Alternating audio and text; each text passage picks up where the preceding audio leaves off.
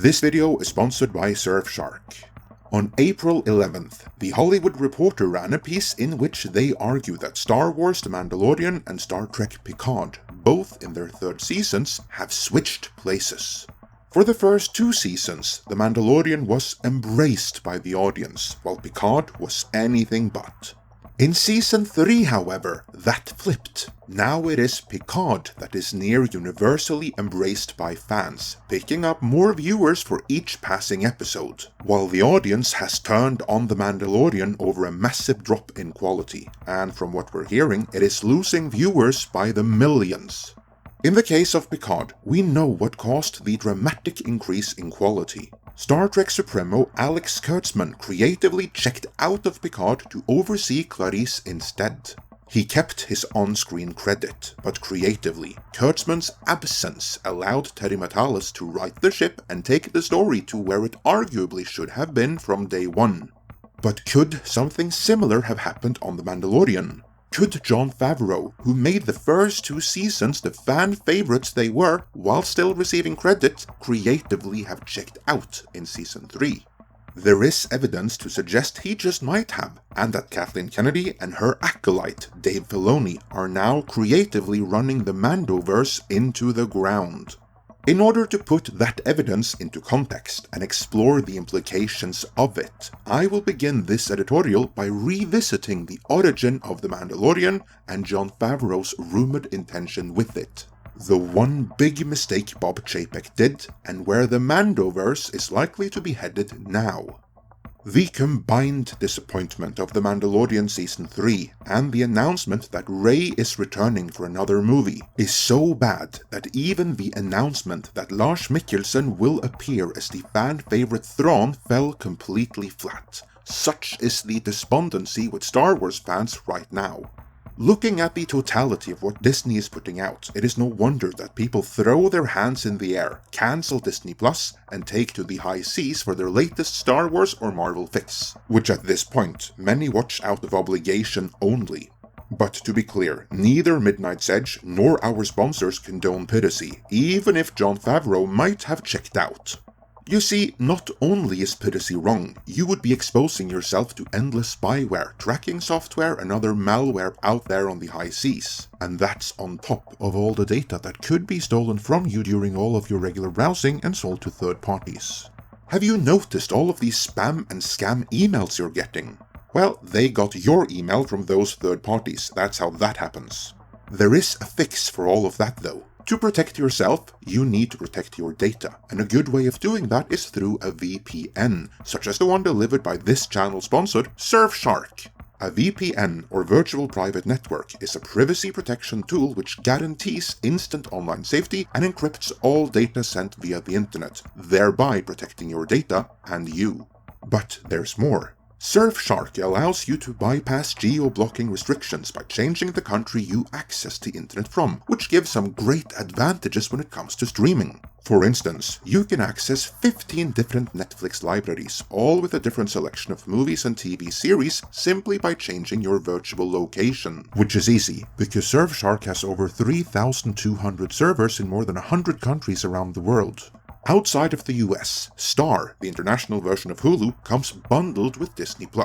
If you're in the US and change your location to, say, the UK, well then you just might get Star too. That's pretty good, but it gets even better. If you type in the code MIDNIGHT when ordering, that triggers an exclusive offer of 83% off the normal list price, plus 3 extra months for free. Furthermore, Surfshark offers a 30-day money-back guarantee, so there's no risk in trying it out.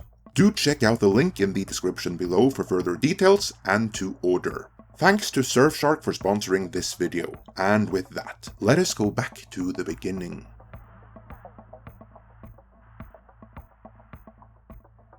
As we have covered earlier, following extensive accounts in the trades, The Mandalorian begun with Jon Favreau, one of the architects behind the MCU, approaching Bob Iger with an idea for a Star Wars TV series. While it wasn't publicized at the time, Favreau, being an experienced universe builder, obviously had ideas that went far beyond just the Mandalorian series. We now know he was setting up his adaptation of Timothy Zahn's Heir to the Empire. Bob Iger agreed and set him to work, and since this was against the backdrop of Kathleen Kennedy already running Star Wars into the ground and losing favor with Bob Iger, Favreau was allowed to work in relative insulation from her. But Kennedy was able to saddle him with her acolyte, Dave Filoni. This is the one thing she consistently claimed credit for in The Mandalorian, introducing the two. Filoni, of course, started out under Lucas himself, and while working under the control of Favreau, this worked well. Filoni got his characters in there, Favreau had control over the bigger picture, and everything was great. But control is the key issue here.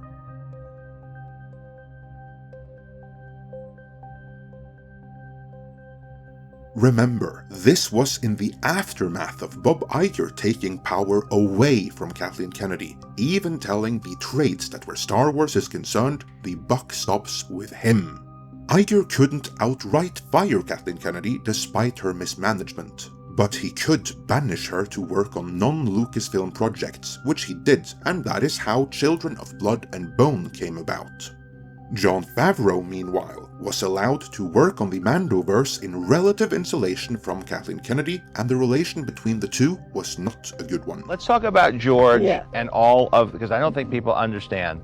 Let's just rattle off all the breakthroughs that he had. Well, I'll start by saying, we'll go around. This is like a party game. We'll go around, everybody will say one. When I came into the company, I was astounded to find out that there were over 126 patents. Literally new technology that he had created. It's That's like pretty Edison's astounding. lab. For those who may not have been aware, interrupting the creative process and saying something stupid is just something Kathleen Kennedy has always done.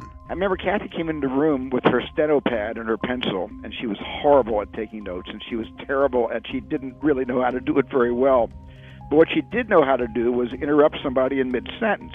We'd be pitching ideas back and forth, and Kathy, who's supposed to be writing these ideas down, suddenly put her pencil down and would say something like, and what if he didn't get the girl, but instead he got the dog? Things really soured after the final episode of Season 2, titled The Rescue, which saw the glorious return of Luke Skywalker, in a moment which created more hype and enthusiasm for Star Wars than anything on the big screen during Kathleen Kennedy's tenure.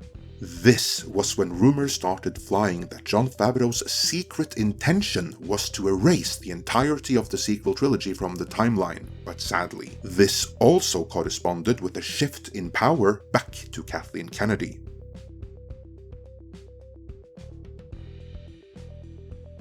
Bob Chapek did a lot of things right during his brief tenure and a few mistakes. And from the perspective of Star Wars, his biggest mistake was telling Kathleen Kennedy, "What are you doing over there, working on that non-George Lucas thing, Children of Blood and Bone? Get back in here and work on the proper George Lucas stuff, which is what we're paying you for." From then, Children of Blood and Bone started falling apart, and eventually, Lucasfilm let the rights lapse so Paramount could pick them up instead. But by then, Kennedy had already begun exerting her renewed influence over Favreau's Mando-verse. Most visibly, she oversaw the firing of Gina Carano over a social media transgression that was arguably tame compared to what many of the other individuals in Lucasfilm stable have done since. This firing may not have seemed like much, but this was a crippling blow to Favreau's initial plan, as he had hand-picked Gina Carano and written the role of Cara Dune specifically for her for a reason. She was, as I like to describe her, a load-bearing pillar. Imagine for a moment the early days of the MCU. We're a couple of movies in, but the roadmap up to and beyond the Avengers is ready. When some asshole suddenly fires Chris Hemsworth as Thor. You can't recast, the audience already fell in love with Hemsworth and no one else will do, so now you have to rewrite and retool everything from the Avengers onwards to remove Thor from proceedings. That is akin to what the firing of Gina Carano meant to the Mando-verse, and without her, Favreau had to amend his entire roadmap going forward. The firing of Gina Carano led to the cancellation of not just one, but two Mando-verse series. First Rangers of the New Republic, and then a Cara Dune series, which would be spun off from that. At the time, Kathleen Kennedy told Empire magazine, her comments here digitally disseminated by IGN, that the interconnected storylines reserved for Rangers of the New Republic now instead would have to be incorporated into The Mandalorian. Echoing how she later, at the recent Star Wars Celebration Europe, would get busted for outright lying about how nothing had been written for Kevin Feige's Star Wars movie. Kennedy said at the time about the interconnected storylines to be featured in Rangers of the New Republic. We'd never written any scripts or anything on that. Some of that will figure into future episodes, I'm sure, of the next iteration of Mandalorian. But what had been written was an entire roadmap detailing multiple interconnected stories and where they fit into the larger tapestry, and now the ones earmarked to be told across multiple seasons worth of Rangers of the New Republic and Cara Dune had to be awkwardly crammed into The Mandalorian instead, where they did not organically fit. And it got worse from there.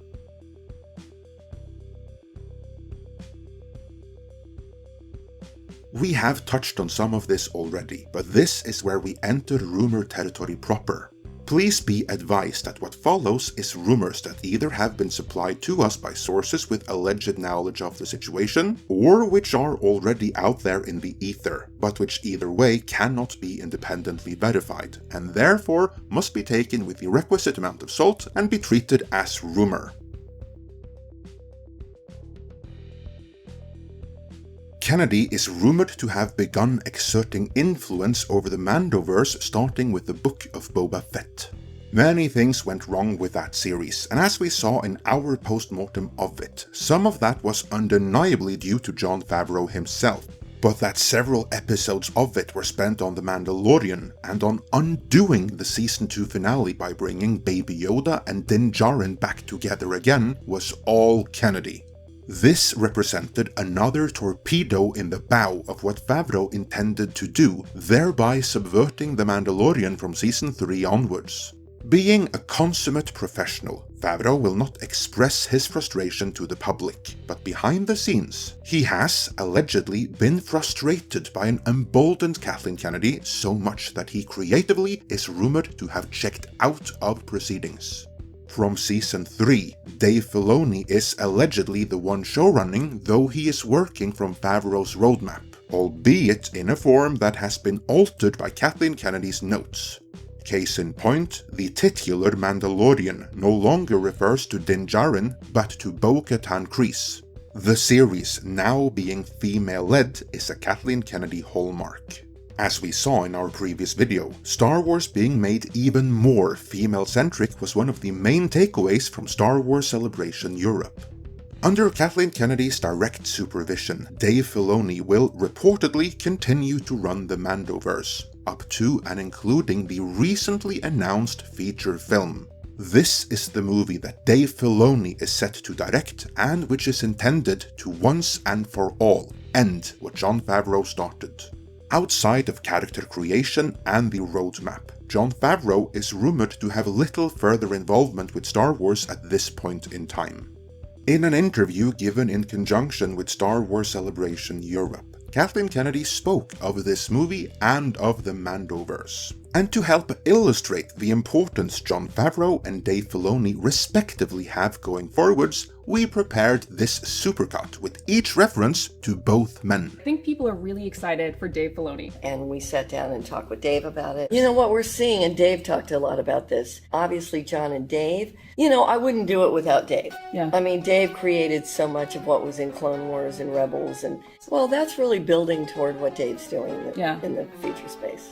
Certainly looking at what Dave's been doing with Ahsoka, he's, you know, what's great about Jim is he's a writer-director, much like Dave is. So that Dave is very influenced by Kurosawa and Japanese films. Dave's.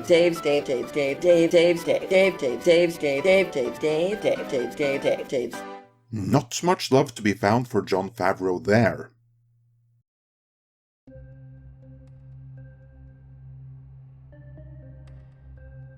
Warning, possible spoiler for Mandalorian Season 3 ahead.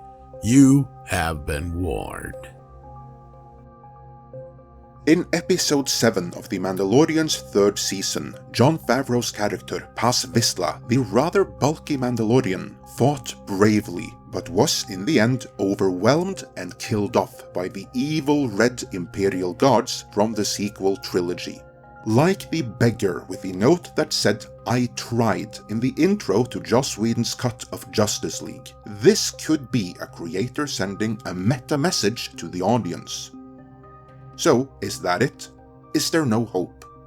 As tempting as it may be to answer that question with a resounding no, and it certainly doesn't look great, I'd like to offer that the darkest hour comes just before the dawn. While Kennedy right now clearly has the upper hand, the good news, to the extent of which there can be such a thing, is that we have not heard that Jon Favreau is gone for good. Only then would all hope truly be lost. As long as Jon Favreau remains in the building, there is that sliver of hope that the balance of power can shift back to his favor. Right now is a time of financial crisis for Disney, and not the time when they can afford to run things any more into the ground than they already have. It will not have escaped the notice of the Disney higher-ups that the movie announcements at Star Wars Celebration Europe didn't create much positive excitement. And it won't escape their attention that under the current direction, The Mandalorian, once the flagship of Disney+, is cratering in viewership more and more for each and every passing episode. Against that backdrop of audience rejection, the only hope for Star Wars is that the audience rejection continues to intensify, to the point where Bob Iger, the one who defanged Kathleen Kennedy once before and appointed Jon Favreau in the first place, for the sake of his own legacy, is forced to do so again. Where hope is concerned, that is pretty slim pickings, I know, but it's all we've got. To end on a positive note though, remember that even if worst comes to worst and Kennedy ultimately wins out, we'll always have Spaceballs. Everybody got that? Good! Let me know your thoughts on what is going on with Star Wars and The Mandalorian. And before you go, remember that to help protect your data and bypass quarrelsome geo-blocking restrictions, you should get Surfshark VPN. Use our code MIDNIGHT to get 83% off plus 3 extra months for free. Link is in the description.